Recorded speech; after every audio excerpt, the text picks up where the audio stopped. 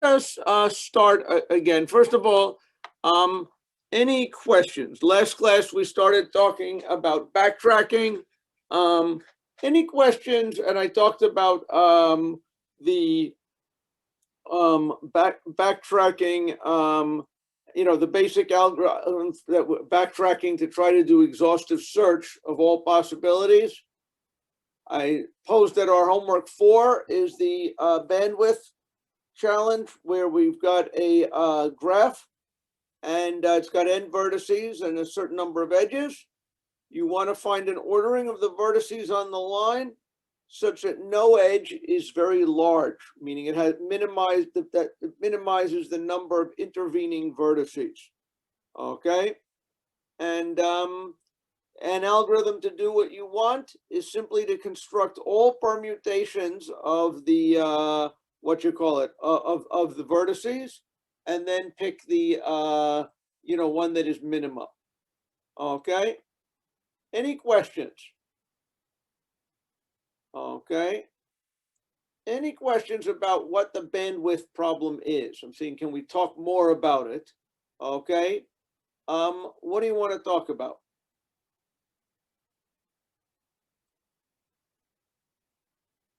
Well, let's just try another example, just so people can think about this. Suppose my vertex was, I had a graph that looked like this: 1, 2, 3, 4. Everybody see that it's kind of a star with 2 in the center? What would be an ordering that minimizes the bandwidth? Okay. Does anyone want to propose an ordering of the vertices that minimizes the bandwidth?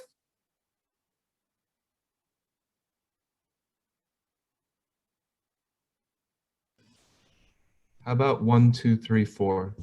What about 1, 2, 3, 4? So what then is going to happen? I got an edge from 1 to 2.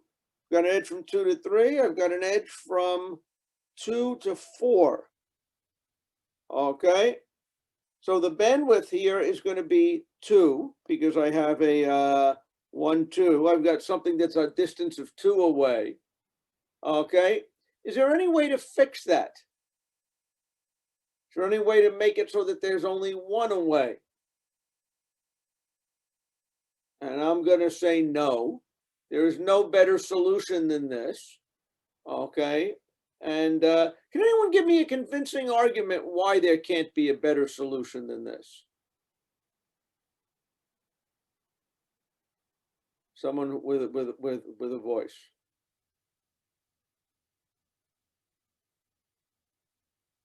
Anybody see a reason you can't do better than a bandwidth of 2 on this?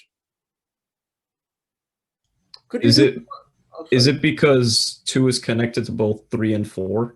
So you're going to need to sacrifice one of them. 2 is connected to 3 and 4. That doesn't impress me. What about this? 2, 3, 4.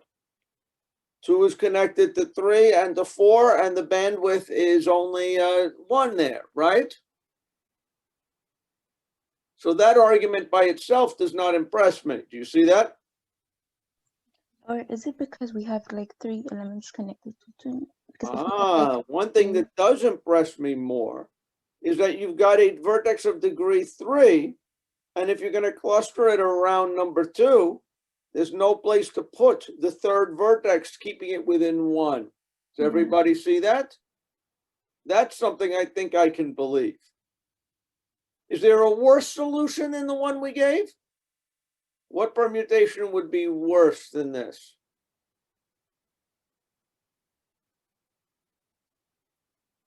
Is there anything worse than 1, 2, 3, 4?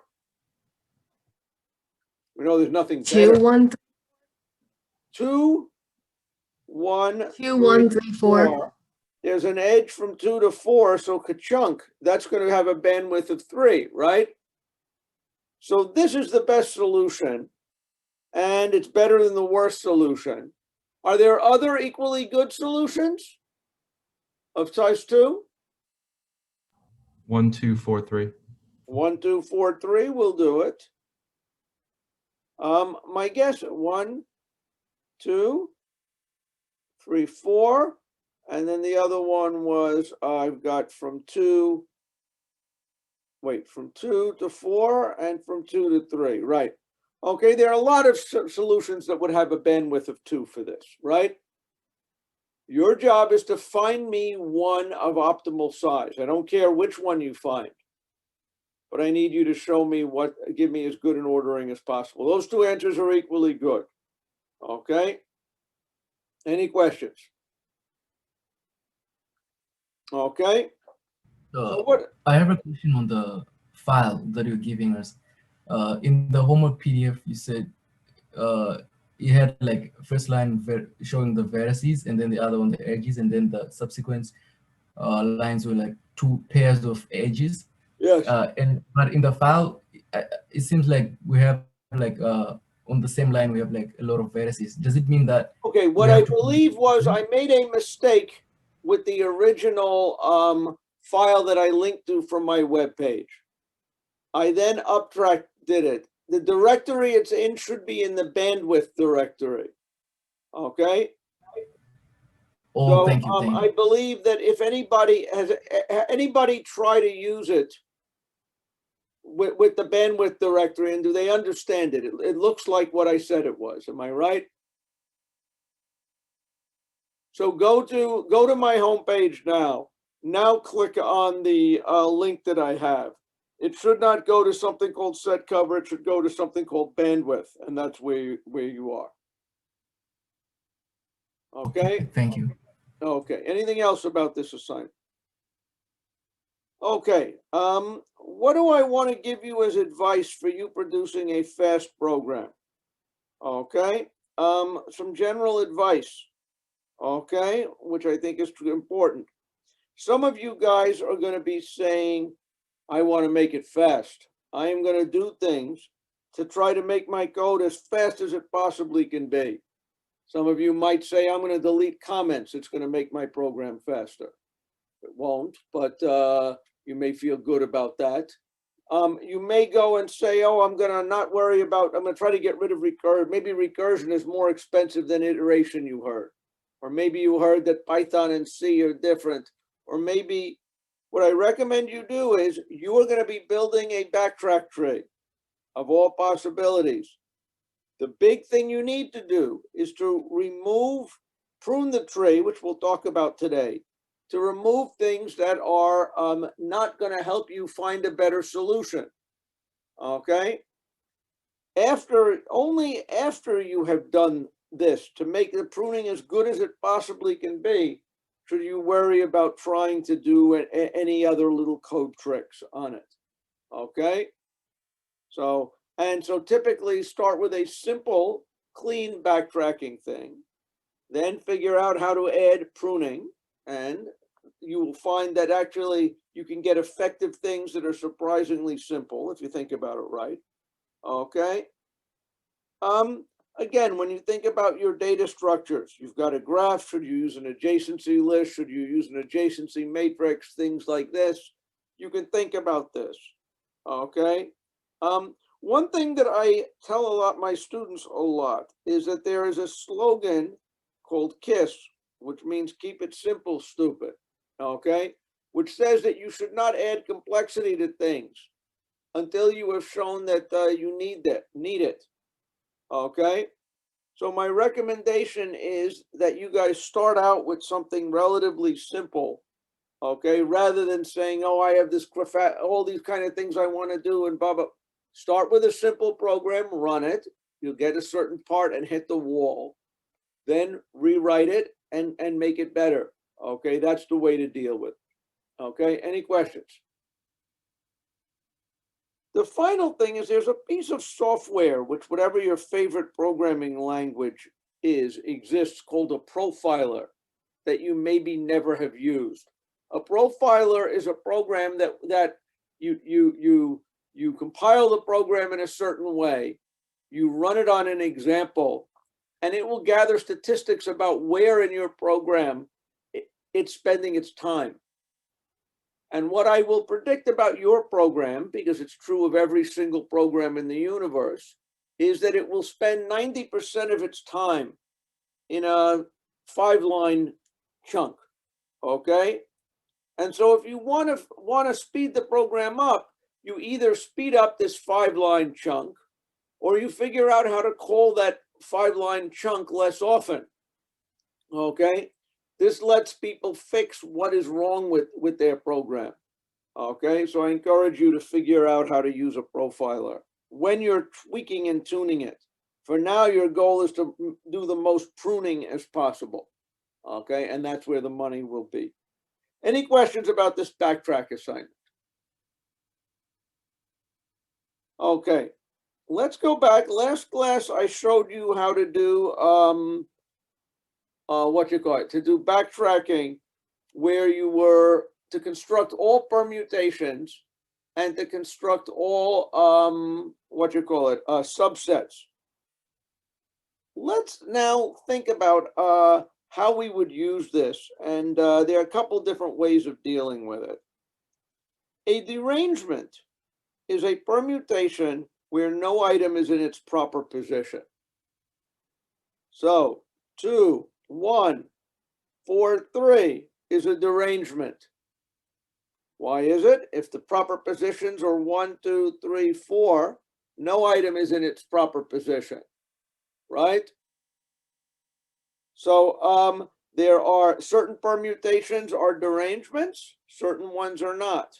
If we did 4, 1, 3, 5, 2, is this a derangement? 3. 3 is in its right point. We call it a fixed point. So it's not a derangement, right? So I ask you to construct all derangements, okay, that are possible, okay, on items of size n. Okay. How would we go about trying to build use backtracking to construct all derangements? What would be our general strategy? I mean, you could sort of start off by just implementing like a regular permutation generator type of thing. But then I think you would sort of have to add like a component where the numbers that you're considering to insert at the ith position, the current position that you're at, the numbers that you're considering none of them must be equivalent to the position. And so you have to go from there. So what I want to hear is, let's go back to see how we did permutations. And make sure you understand how to generate all permutations. And again, for your homework, a great thing to do is to write a routine that generates all permutations, because that's as simple as that's basically the the foundation of what you wanted to do. How did we construct a permutation? Remember, backtracking, let's go further back even. Let's backtrack all the way to the beginning. Where was backtracking? Backtracking, remember, was defined by a routine like this. And the key thing with backtracking is that you had a solution vector that you were given. To make the backtracking do whatever you wanted, you needed to fill in what these stubs were. Okay, these are the stubs that matter. Okay, given a solution, my solution is going to be a vector A, and the first k things have something in it. Is a solution will tell whether I have a solution. Process solution will tell me what to do with it. And construct candidates will tell me what's the items that are possible for the next slot, right? And for for the permutation one, boom, boom, boom, boom, boom. What did we do? Okay, the candidates for the ith spot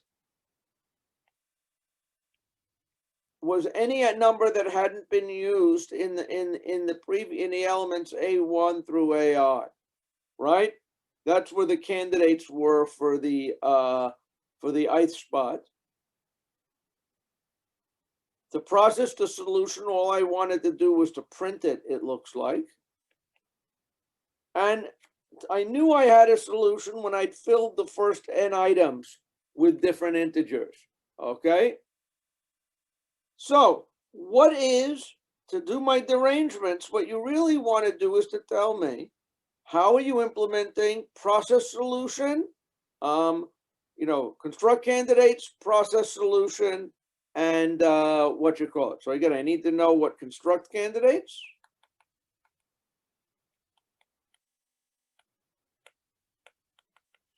is. I want to know about process solution. And I want to know what is a solution is. Okay. How do I divide my work among these different tasks in order to do what I, in order to generate all the derangements?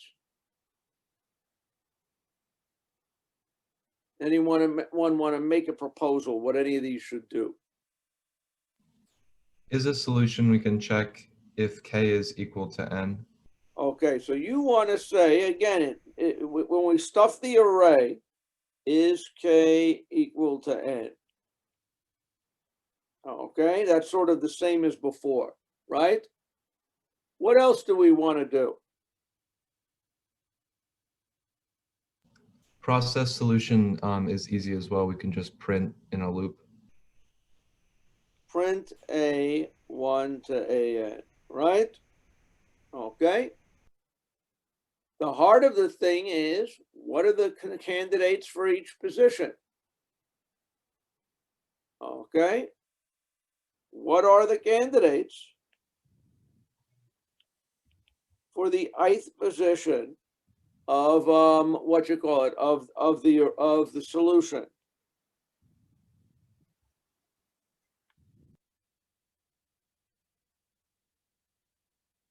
Which integers should we consider as candidates for the eighth? We filled it in the first, I minus 1 elements. What are the choices for the ith value? All the numbers that we haven't used and excluding the I. So the Right. Does everybody see that what I would like to do, I would like the integers to be, basically, I'd like the integers from 1 to n minus I. I'm using this in some kind of set thing. I'm going to not want I, and minus a1 to ai minus 1. Does everybody see it? My candidates for the ith position can't be something I've already used. They can't be I, and otherwise they have to be an integer from 1 to n. Okay? So this tells me that this is how I construct the candidates, and I would construct all derangements that way. Any questions? Everybody see how that kind of works? Is there any other way to see this, though? Let's stop and think about this a little bit more. Is there any other way you could partition the work and get a correct derangements program out of it?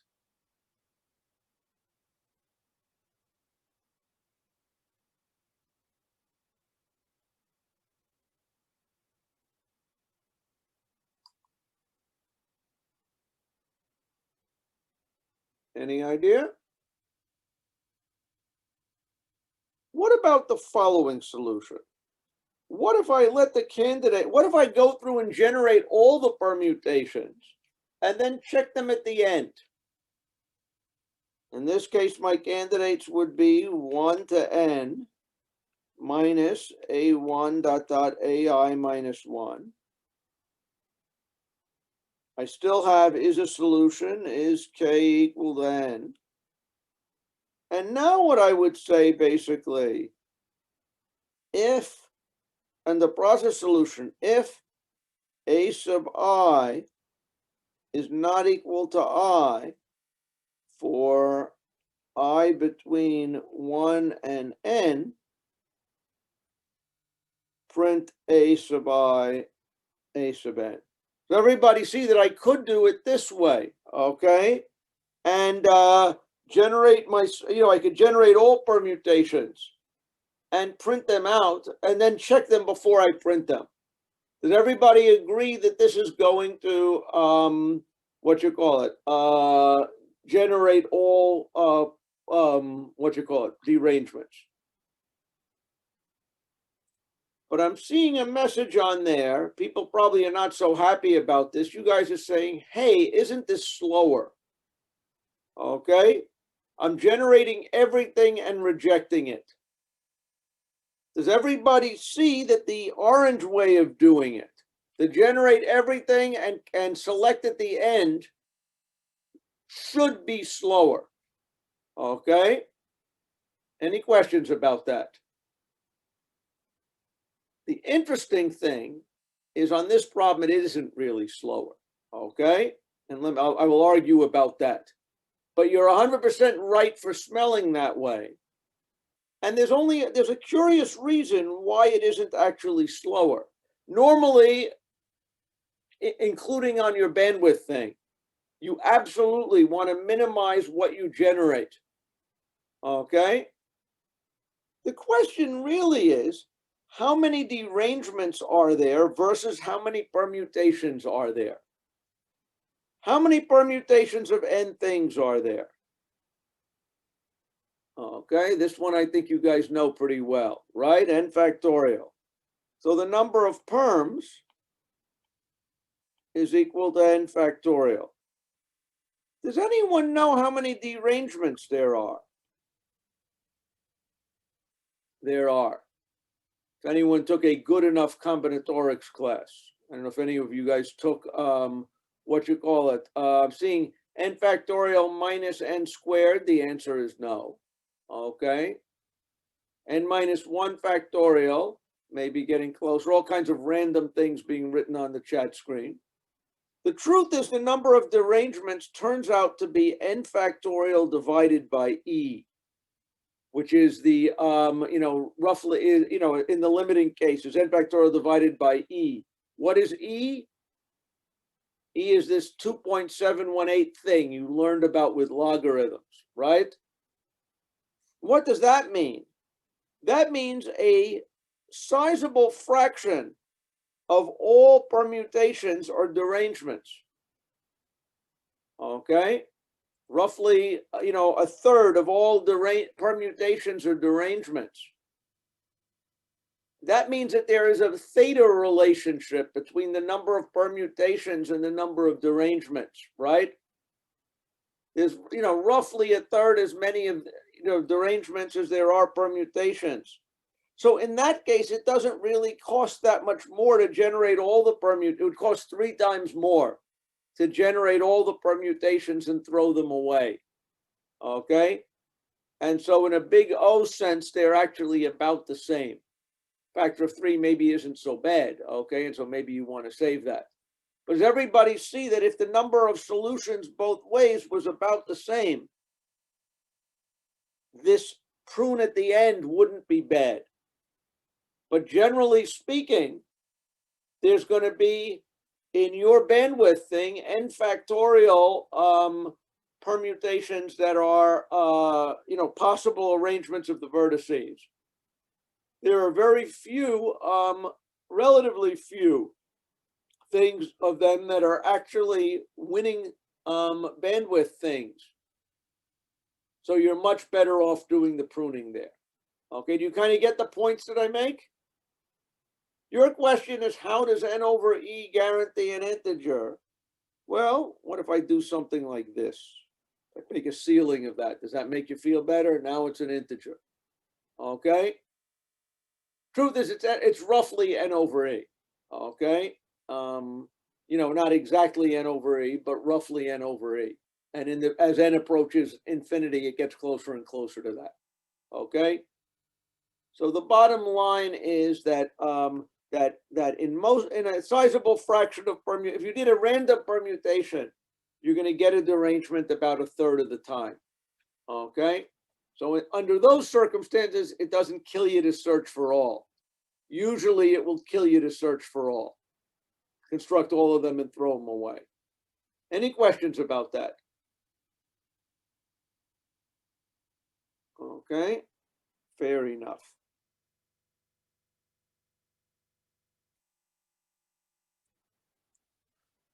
Okay, I would now like to talk about a couple of classic, well, let's say optimization problems that let's say backtracking problems, and see how we can write an efficient solution for it, and how we can learn to think about these things to generate an efficient solution.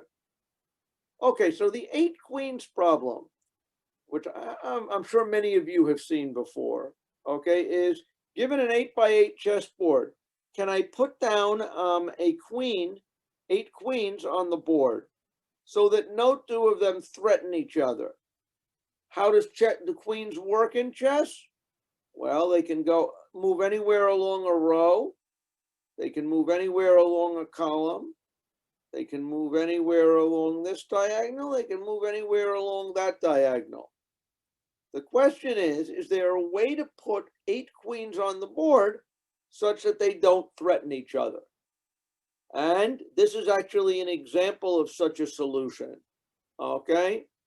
Such that there's no way that this is a way to put 8 queens on the board, okay? So that they don't threaten each other, okay? Any questions about that? And suppose I want to ask you to write a program that is going to identify all possible 8 queen solutions. Okay, can we do this by backtracking? Okay, that's the 8 queens problem. Okay. Now, the idea behind, you should be saying, yeah, we can do this with backtracking. Construct all possible arrangements of queens and check which ones don't threaten each other, and then run with it, right? So that would clearly be a way to do it. But I'm going to claim that there's wild differences in efficiency depending upon how you think about it, okay? So let's think about how we could solve this 8 queens problem.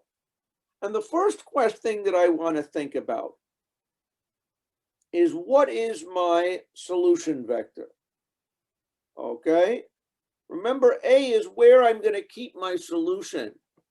Does anyone want to describe what that array should look like of a possible solution to the 8 queens problem? There's several different ways you could represent a solution. Let's go through some representations. Can anybody think of a way to represent an 8 queen solution? I would think of it as a set of coordinates of each queen. Okay, so you want to think of it as a set of ka-chunks, okay, 8, I'm seeing 8, okay, we can continue doing it, but I'm seeing basically 8 pairs, each of which is a number from 1 to 8. Does everybody kind of agree with that? Each one of these is a row column, okay? So that would be a way to represent the solution, right? It's an array of what looks like 8 pairs or 16 integers, right? Each integer being a number from 1 to 8. Okay, that's sort of I'll call it the list pairs representation. Okay. Anyone else want to propose a different representation for what an 8 queen solution could look like? Yeah, I have 2 ideas for how to do it. So one way we could do it is just by an 8x8 array and then have like a Boolean for where the positions are.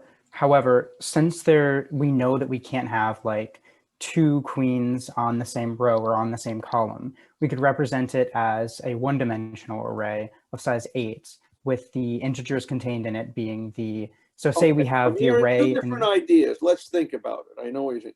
The first one was the bit vector representation. And what you're trying to say is, I am going to have an array of 64 elements, each of which is true or false, right?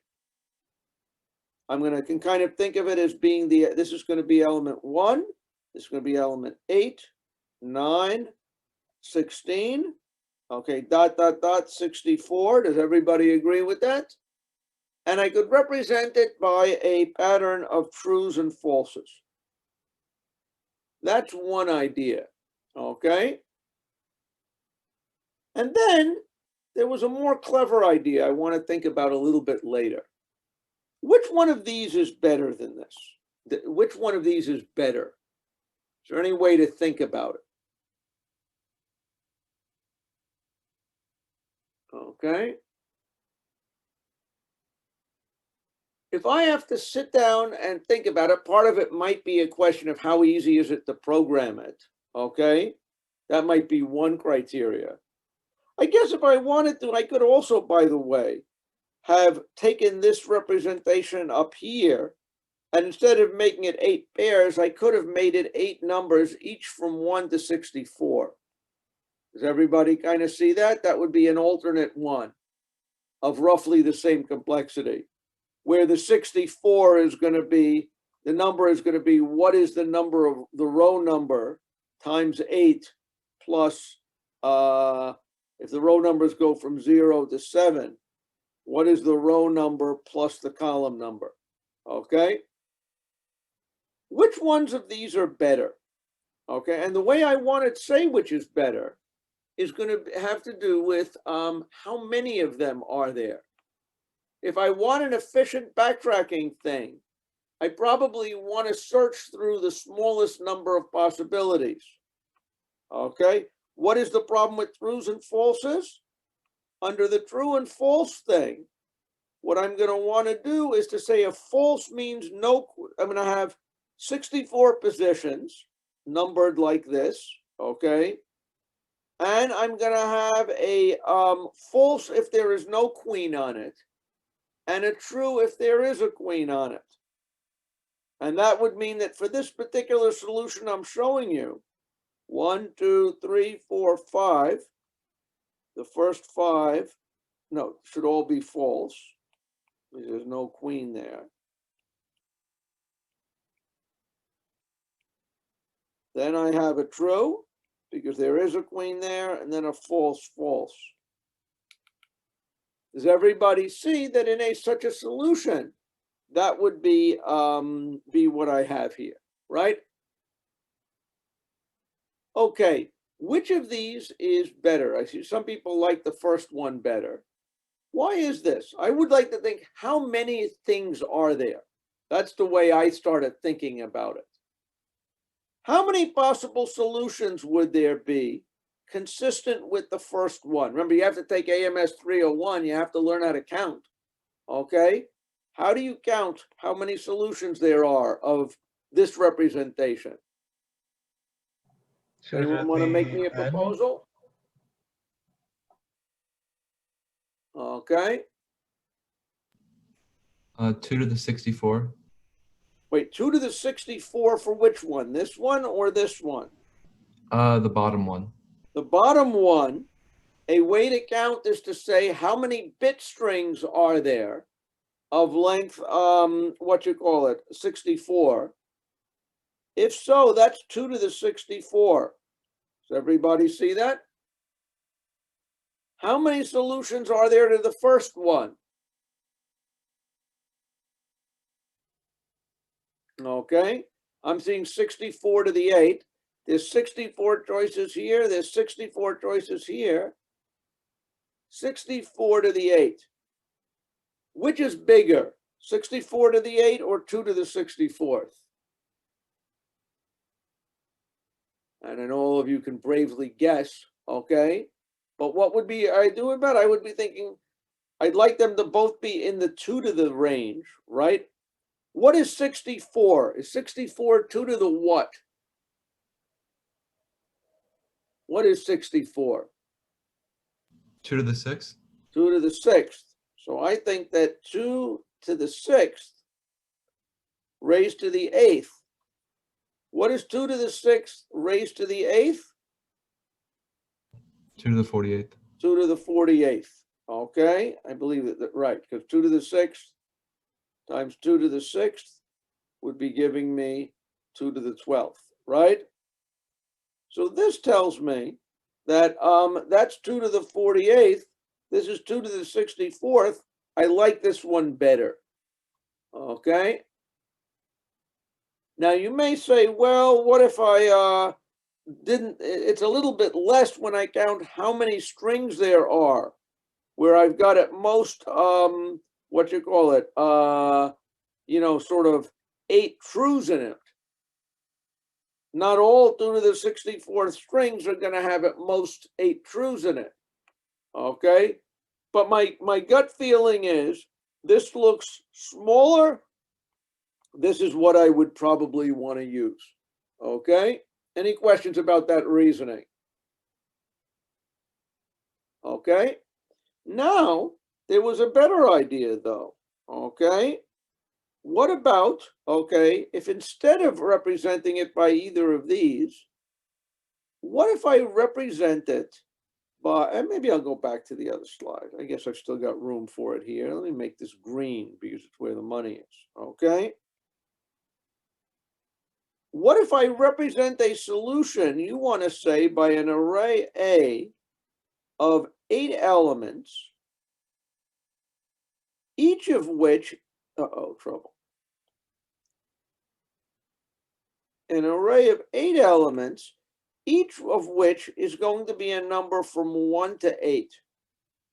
What if I represent my solution by, for every row, what is the column of the previous queen, of the queen in that row? So in this solution, I'm going to represent it by saying this is 1, 2, 3, 4, 5, 6, 7, 8. Does everybody agree that I could represent it? In the first row, there is a queen is in 6. The second row, it is in 4.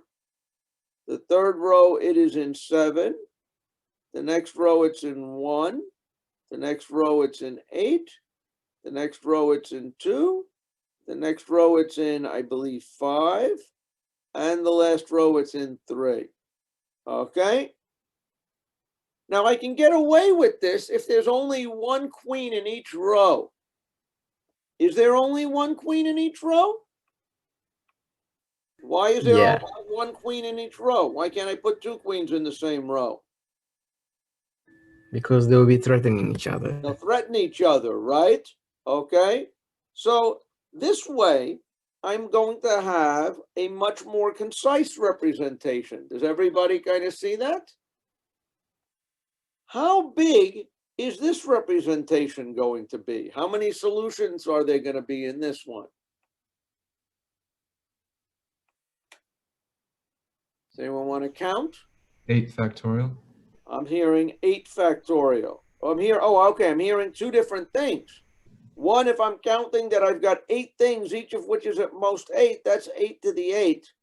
What is 8 to the 8 in my 2 to the something notation? 2 to the 24. 2 to the 24. How is it that 2 to the 24 compares to 2 to the 28? Is it half as big?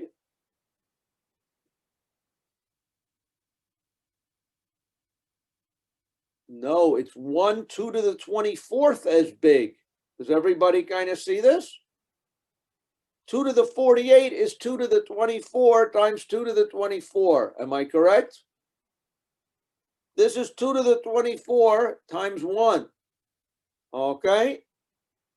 This space is amazingly smaller than that one is. Okay? This is why I say there's going to be an exponential difference between good and bad programs. Okay? This is not a trivial difference here. This is something you could work out by hand. Okay? If you guys have nothing to do this weekend, you could do the 8 queens problem by hand using this representation. I wouldn't recommend that's what you do this weekend. I'd recommend you instead write the program for the assignment. But does everybody kind of see that this is much smaller? And one of you said, wait a second, it's not even 8 to the 8. It's 8 factorial. Why is it 8 factorial? We can't have repeated digits because that would break the rules. We can't have repeated digits, okay? So what you're telling me, actually, what I think what you're telling me is that this has to be a permutation. Yes. Why? Because basically, we can't have two queens in the same column. Does everybody kind of see that? Okay. We couldn't have a situation where we had two queens in the same column because they'd hit each other, right? So not only are all these numbers from 1 to 8, they can't be any repetitions. And since we have 8 numbers that can't have any repetitions and we need a total of 8 of them, they're all going to be distinct. That is 8 factorial. Does anyone know what 8 factorial is? I know somebody was bragging, wow, this is only 16 million. How much is 8 factorial? Can anybody plug that in their calculator? If you can't, I can do this by hand probably, right? I'm getting about 40,000. 40,000. Okay. 40,000. This is something you can do in your weekend. Does everybody agree? 16 million. You couldn't do 16 million things over your weekend, right? By hand, right? But could you do 40,000 things over the weekend? I bet you, yeah, okay. I bet you if you work for certain things you could do, a simple thing, you could do 40,000 of them. I bet you could add up 40,000 numbers this weekend if you really work on it. If someone wants to do it, that's fine. But I don't think that's necessary. Does everybody see that seeing these as permutations, my God, that search space is small? Okay? If I write something to go through that kind of thing, okay, this will not be a time-consuming thing. Okay, your computer can eat this for lunch. So what is now once I have this representation, I'm going to represent it as a permutation. And what then is my backtrack solution going to be? Okay, I need to specify construct candidates. Construct candidates is a solution and process solution. Does anyone want to propose to me what I should be doing with these? What should construct candidates look like? What is the job of construct candidates? I have a partial solution A telling me up to first k minus 1 things, telling me what are the, again, I don't remember which way I looked at this, but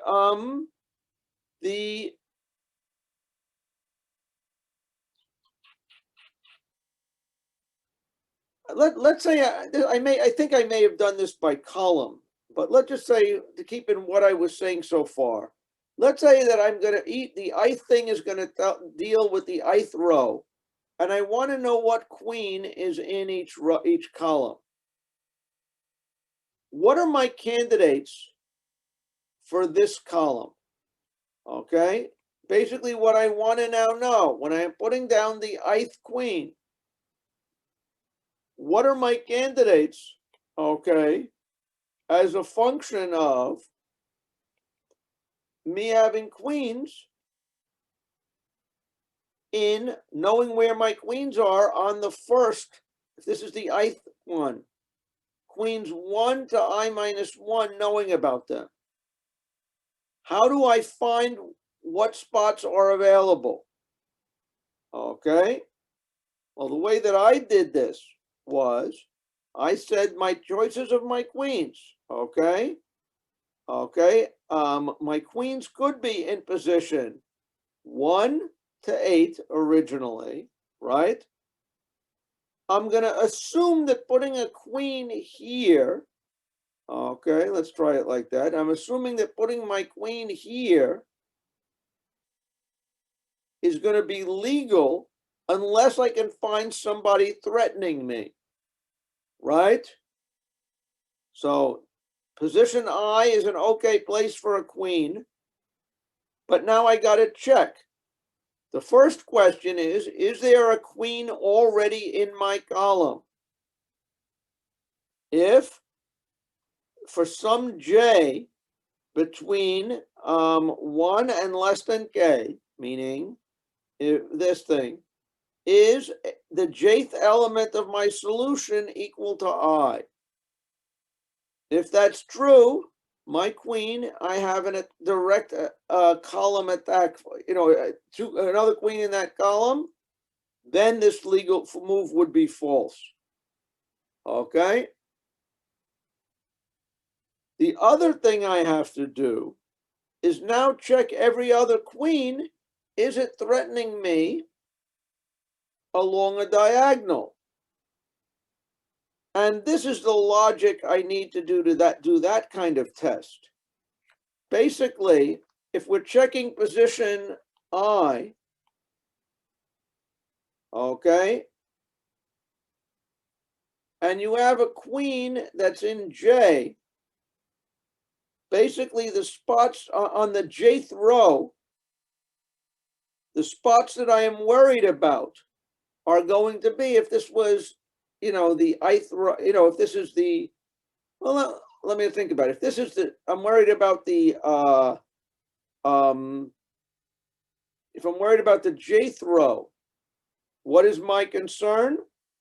I am concerned if this is in the J minus Cth row, if the queen is in position I minus C or I plus C, that is what I am kind of worried about. Does everybody kind of see it? If I have a queen that's 3 rows up on, if I think about it, 3 rows above me, okay, I will be concerned about threatening, okay, my square I, okay, if it is in position I minus C or I plus C in that row 3 rows up. Does everybody kind of see that? This is the logic to do that kind of a test, okay? And so what this is going to do now is basically check all possible existing queens. Do any of them threaten me? If none of them threaten me, then I'm going to add, okay, I as a new candidate. Okay, that's what that's doing. Any questions about that? Does everybody see how this is realizing what I want? Identifying all the positions in the kth row such that it doesn't threaten me, that it's not threatened. Okay, what other things do I need? Boom. Process solution. What am I going to do when I have an 8 queens problem? Okay. Well, maybe I want to print it out, or maybe I want to count. Turns out there's a lot of 8 queens solutions. And actually, when I wrote this program, I ran it for all n queens problems. It's like 360,000 solutions for n equals 13 or something like that. Okay. Any questions about that? And when do I have a real solution? Well, if I have filled up, when I have filled up my entire array with queens, none of which threaten each other, then I am in business. I'm never putting in 2 queens that threaten each other. So when I have filled up the array, I am done. Any questions about it? Does everybody see how the 8 queens problem solution here works? Okay. Do I start by placing all queens at once?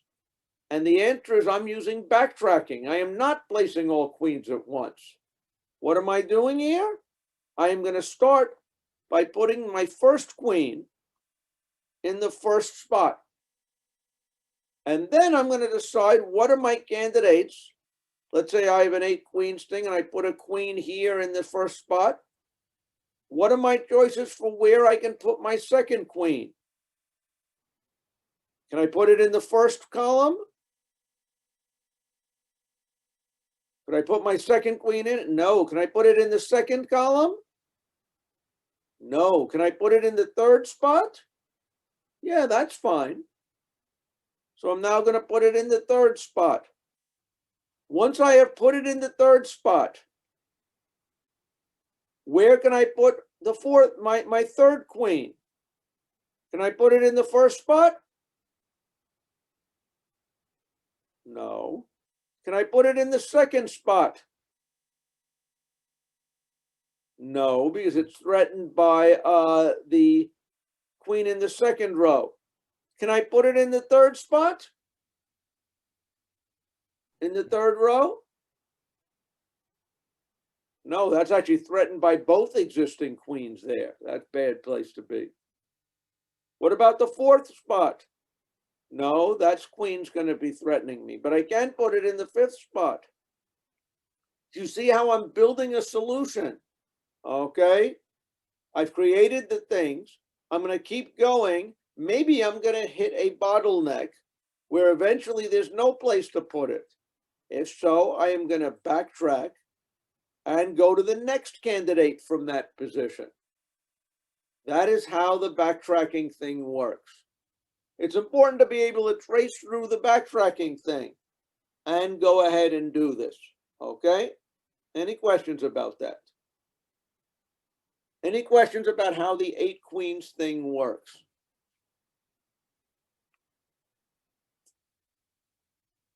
Okay. Could anyone come up with an even more efficient idea here? Okay, my goal is, of course, to minimize my number of candidates. Can anybody think of another way of maybe using symmetry to simplify this problem? Let's go back here. Boom. Right? Let me try to blow this away. Boom. Can anybody think of another possibility? Another way to think about it?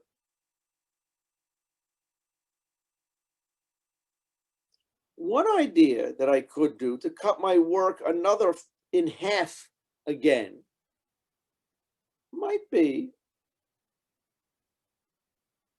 what if I only consider my first queen, okay, as being in, if I'm putting them in a row, what if I only consider the choices for the first queen to be between 1 and 4 instead of 1 and 8?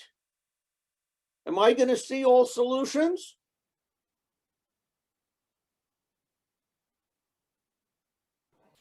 No. No. Is there a way I could consider all the queens, only first queen in positions 1 to 4, and still construct all solutions? Yeah, I think there is a way. How? If we keep like considering this, it's kind of like a mirror of those 4 boxes are kind of the same as the last 4 in the right. What you're saying is, what if I instead interpret, okay, I put a mirror here. That's what you're trying to say, right? And I reflect every solution about this mirror, right? What would be that mirrored solution? Let me make it the light blue, okay? I claim I would put a queen here. I would put a queen here. I would put a queen here. I would put a queen here. I would put a queen here. Queen. Queen. I think that's it, right? Does everybody see that the blue queens are exactly a mirrored solution of the original queens, right? Another way to think about it is, what if I just insist, I will claim that the first queen has to always either be in numbers 1 through 4, or it's going to be in numbers 5 through 8. That's kind of, I guess, by definition, right? But if there's a solution where it's in 5 to 8, does everybody see that it's just a reflection of 1 where it's in? The first queen was in positions 1 through 4. Does everybody kind of see that? I had a question. Okay, well, this is a moment of triumph, so let's not ask a question. Let's make sure this sinks in. Does everybody see that I could reduce my number of things I search by a half? Now I'm down to something like 20,000. And whenever I actually find a solution, I'm just going to print it out both ways. Does everybody see that this cuts my work basically in half? Okay. So there are even more clever things you can do. If you are thinking, why does it work? It works because the number of real good solutions is small relative to the number of total possibilities I got to go through. And it's because there is going to be a queen in that first row. And I can take any solution where the queen is on the right and reflect it to one on the left. And any one where that top queen was on the left, I can reflect it to one that was on the right. So I'm not going to construct any solution more than once, okay? But I'm going to reduce my search by a half, okay? Any questions? Yeah, could you just explain quickly like how exactly you're using symmetry when you constructed the blue queens? Because like they're spanning Well, both. I am putting in a mirror and I'm reflecting all the queens around that center, the median rows thing. Right? Let's just try this. What do I want? I'll make it brown. So now I think what I'm confused about is that like I understand that you're putting a mirror, but how does that allow you to only consider half the positions beforehand? So that you can. Because if there is a solution where the first queen lies between 5 and 8, its reflection will be a solution where the first queen lied between 1 and 4. So if I construct all if I wanted to construct all solutions where if I wanted to construct all solutions, I can construct all the solutions where the first queen lies between 1 and 4, and whenever I find one, I'm now going to immediately print it out and its reflection. And now I will print out every solution exactly once. Right? Got it. Thank you. Okay. So, if I, okay, anyway, let's just say that's it. Okay. So if you're really hyper clever, there's all kinds of pruning you can do. That's why we're having a contest to see who can be clever and prune away the space so that it's nice and efficient. Any questions? Okay. And this was the, my main routine here. And I told you here that I found, 300,000 solutions for n equals a 14 by 14 chessboard in, minutes on my lousy little laptop. Okay. I started backtracking from a solution with 0 queens in it. And what was my process solution? Remember, I basically incremented a global count variable. So in the end, afterwards, I could just print out what was the number of solutions. Any questions? Any questions about 8 queens?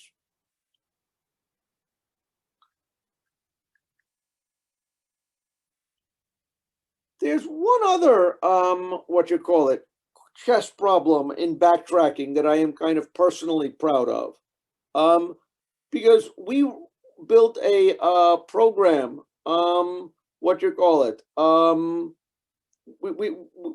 built the first program to actually figure out the answer to this. And so this made me feel proud when I was a grad student. What is this problem? This problem is there's a puzzle in chess. Can you put the 8 non-pawn pieces on the board in the way that all 64 squares are being threatened? Okay, here I've got 8 pieces on a chessboard. is there a way, is this threatening all squares on the chessboard in this configuration? I actually will claim to you there is exactly one square on the chessboard here that is not being threatened by a piece. Can anybody find that square?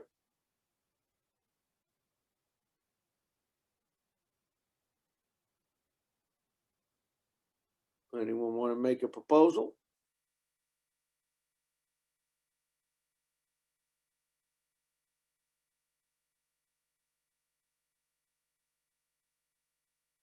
I'm seeing 4, 6. What does that mean? Does that mean fourth row down? 1, 2, 3, 4.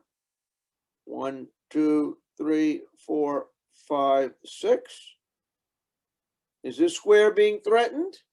Okay.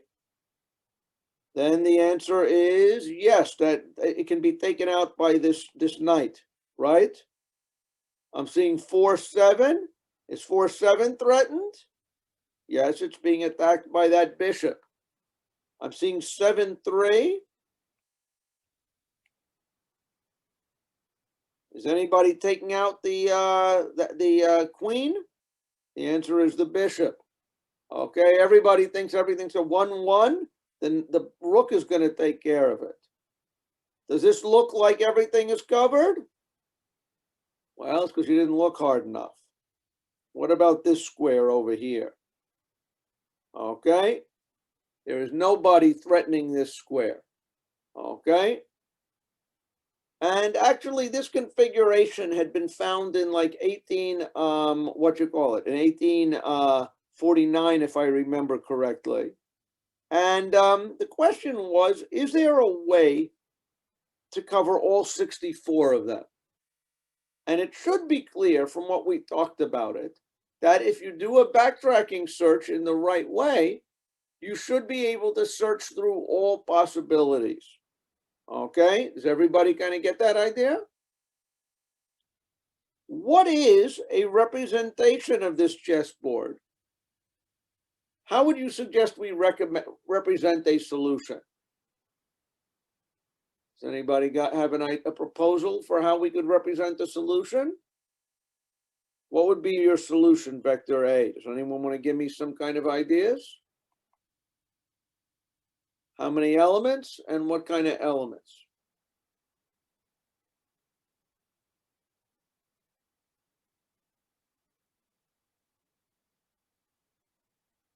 Okay, this shouldn't seem so alien. How would you represent the chessboard like this to make sure that to find out whether 8 pieces can be mutually attacking? What is the search space going to look like?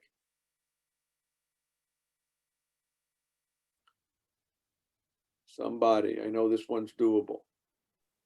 You could have an array of 64, and then there's 8 choices. Okay, so one possibility is to say that every square has 64 squares, and for every square you want to put down one of the 8 possibilities for what the piece is. I'm going to argue that actually there's 9 possibilities, because there's also nothing being on there. You could also have an empty thing, right? So if I'm going to believe you, you've got a search space that's going to be something like 9 to the 64. Okay? Any other ideas of a search space that might be possible? We could represent it. We could represent it like we did the Queen's problem. How? Except, what does that mean? Where we have an array of 8. 8. And then in each of those, we describe the column of the piece. Or column. Actually, no, that's a lie, because we can have things in multiple rows. Right, you can have multiple pieces in a row, right? So we can't get away with 8 choices per thing. But is there what could we get away with? We could use an array of size 8, and then each, like we have it like, so the index 1 represents the queen, and then 2, king, and so on and so forth. And then each of those could hold, a number from 1 to 64 representing the position. Does everybody see that would be a perfectly fine thing? Now I've got 64 possibilities. Each time, that's 64 to the 8th. What is that in our 2 language? Was that our 2 to the 48? Okay. 2 to the 48 is obviously going to kick the butt off of 9 to the 64, right? So certainly this one I like better, okay? Maybe there's some other ideas, but I think I like that idea, okay? So you're going to tell me that I'm going to have a position for each piece, okay? And I'm going to tell you my solution is I fix the positions of the pieces, okay, of what pieces the ith square represents, okay? Does everybody kind of see that? I'm going to have an array of size 8. The ith thing is going to always be a particular piece, okay? And I'm going to put in a square, which is going to be one of 64 choices for it, okay? Now, what do we want to do? One way to do it, I guess what you're trying to say, what would be is a solution and what is my candidates here? Okay. I need to construct candidates, is a solution and process solution. How would I construct or go through all arrangements on the chessboard? What are my candidates for the ith position? Okay, maybe this is a bit choice of a bishop. Maybe I put a bishop here and a knight here. Okay, what are my choices for the possibility of that bishop?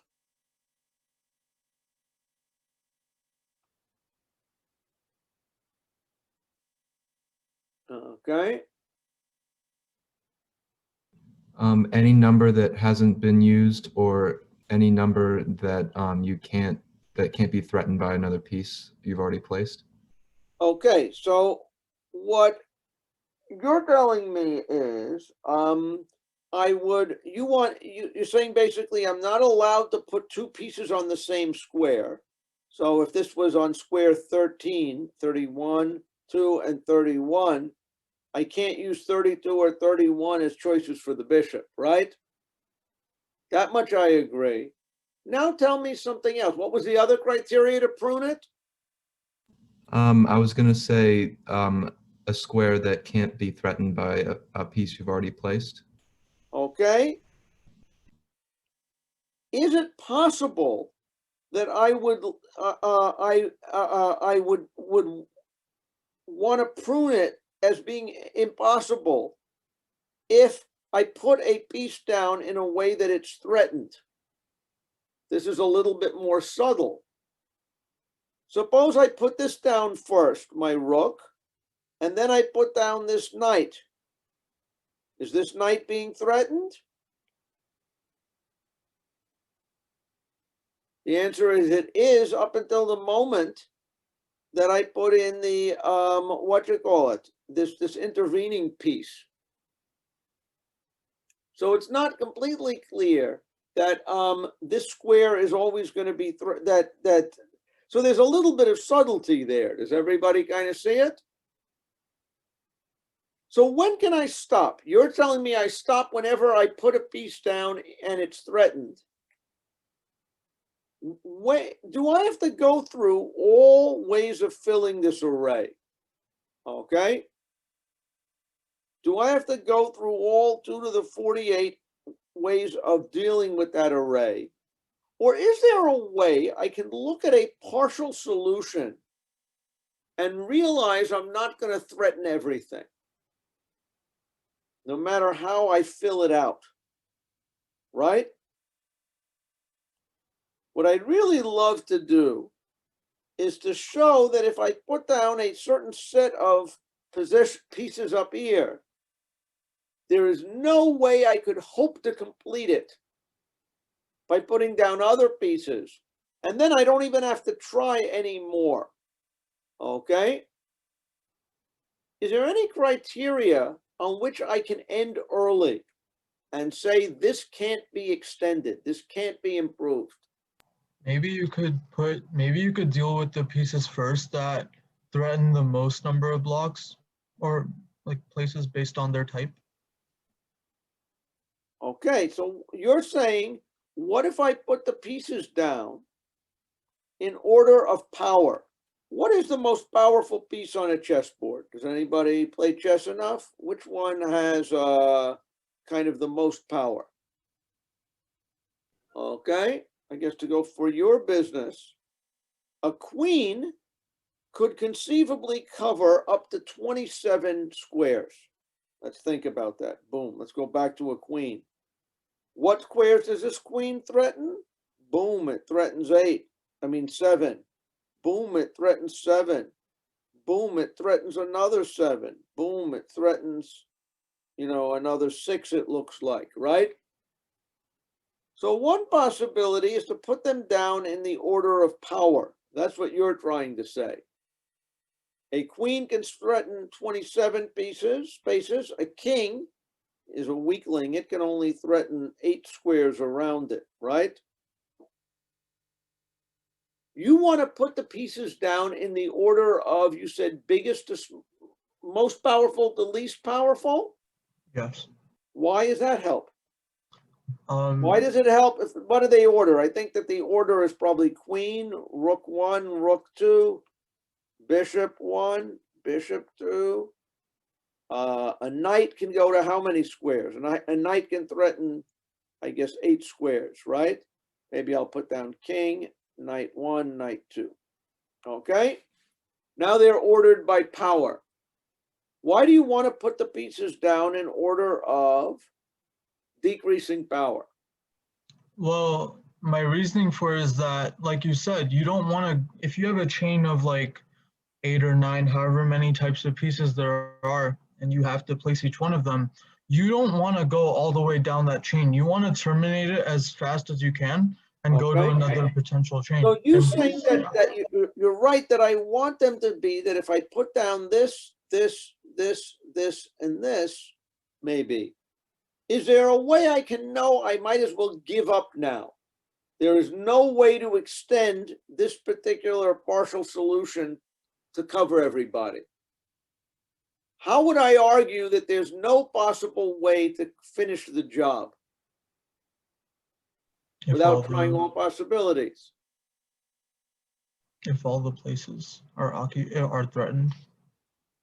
If all the places is threatened, then I'm done. If I found one where they were all threatened, then I print it out and I become famous because no one had done that, right? But I'm sorry. I want to try to remove the things that aren't going to lead me to a solution, right? And I think it's now on the chat room. What if when I put the first 5 pieces down, suppose that this had covered 32 of the squares, had threatened 32 squares. Suppose a king can threaten at most 8 of them, less than or equal to 8. The knight can threaten less than or equal to 8. The next knight can threaten less than or equal to 8. Does everybody see that the most squares that could be threatened by these last 3 pieces was 24? Right? If I had threatened 32 of them, I meant I had 32 holes left. If I have 32 holes left and the maximum possible hole covering power was 24, there is no way I can finish this. Does everybody kind of see that? This is a big thing when it comes to your backtracking, your bandwidth thing is going to be, right?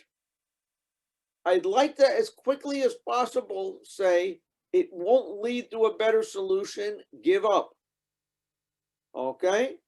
And if I have them ordered by most powerful to least powerful, if I ever get to a situation where I have the total covering power of what remains is less than the number of holes that I still have so far, I can immediately backtrack. This cannot lead to a winning solution. Do people kind of understand that idea? When I did it this way, I threw away 95% of the possible search space with that one idea. Okay? Any questions about that? Okay? The quicker you can prune and backtrack, the better off you are. That's basically what you want to have happen. And in this case, doing it in a best first to worst first way, most powerful to least powerful. I can recognize when the solution isn't going to work. And when that's true, I backtrack and I don't play with it. Any questions about that? Okay. If the remaining pieces can't cover enough squares, where does the next candidate go? Well, if I put down a partial solution of the first 5 things, and I discover that there's no way to cover from here. I'm sorry, those were separate comments. So my first comment was in response to when we stop. So I'm just asking about where we place candidates now. Okay. Not sure I completely got that, but basically, what should construct candidates do for the king position?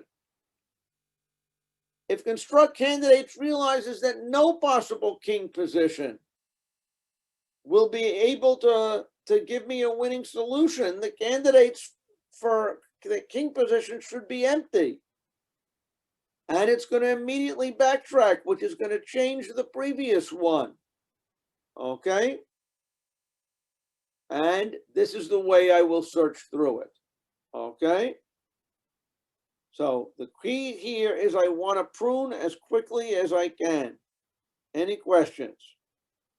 And ultimately, again, if you read the war story in my book, we found an even stronger pruning algorithm using something that's actually pretty cleverer than I want to talk about here, that enabled us to basically prune. It's 1,000 times faster than just this. Okay. And that was how we were able to be the first ones to finish that. Any questions? One last pruning idea that I want you to think about is the earlier trick, which was actually simpler, is how do I avoid using symmetry? Okay, how do I use symmetry? I want to find out, is there any way where all the boards can be threatened? We kind of agree that if I reflect things around the center diagonal, I could look through only, I could look through basically half the number of solutions, right? That's something you should pick up from what we were doing before. Actually, if we were really clever, we would notice that there was only, 10 possible places where the queen could go, if we factor symmetry involved. Does everybody agree that if there was a solution where the queen was in here,